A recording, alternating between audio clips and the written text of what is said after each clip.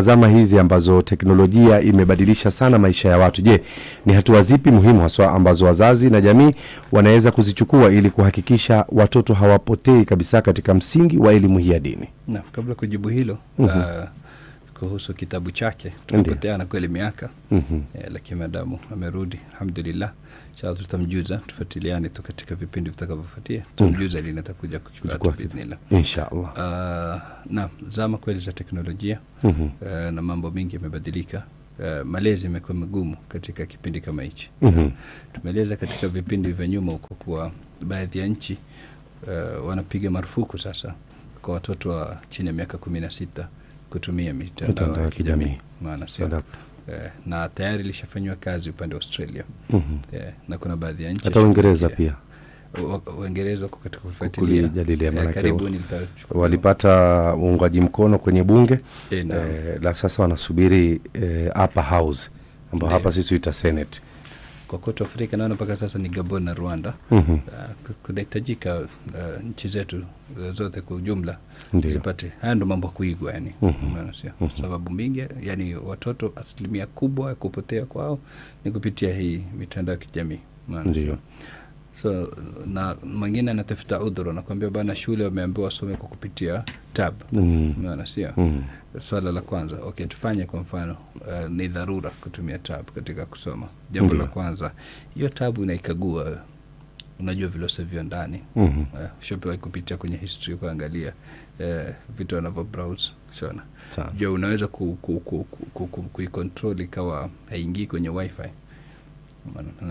Mwache mtoto ana tab ndani ya chumba na kuna wifi ndani ya nyumba, unajua nini anachokitazama sana. Maana kwa hivyo hapo lazima tuwe makini. Kiufupi, hakuna suluhisho zuri katika kipindi kama hichi kama kumwepusha mtoto na screen. Kwanza similiki simu. Ndio. Jambo la pili, asiwe atatumia, anaweza kuwa anatumia yako, unaona na unajui nini anachokutumia. Asitatumia ile simu, na ikitokea ni screen kubwa yani sasa ile ya TV kwa mfano kwa nyumba, basi atapimiwa, sio kila saa ataka chini yake, na pia atachaguliwa nini cha kutazama. Unaona? Maana yake katika hata hizo cartoon hazisalimiki siku hizi. Hizo LGBTQ ziko ndani, atheism iko ndani. Unaona sio? Hatuna haja kutaja majina lakini unasijua wenyewe.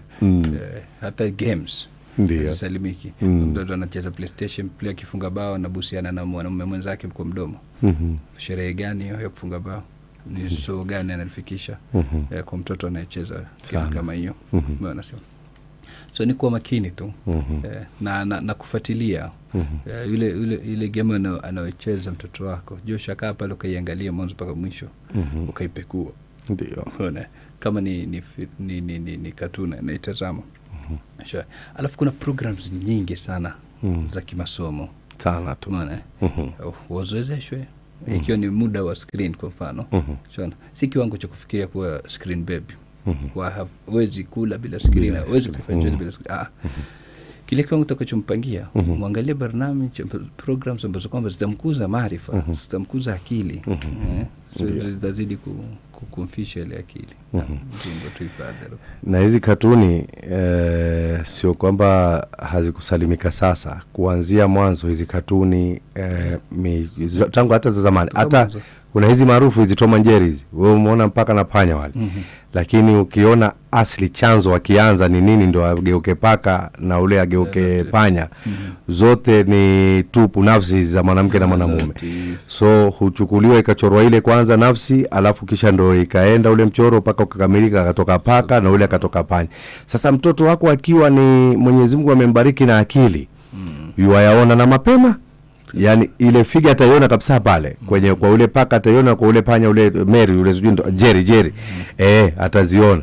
Sasa na watoto mashallah, kuna wengine Mwenyezi Mungu huwajalia tangu wado. Ustadhi, swala la simu hili, wewe amini usiamini, katika miaka 4 mtoto anajua kama ni labda wewe umeweka sijui uso ama kidole, lakini kama ni pattern sijui password. At 4 years old mtoto anajua password ya babake ya mamake, na ukabadilisha wewe badilisha tu. Atajua hivyo. Hivyo atajua.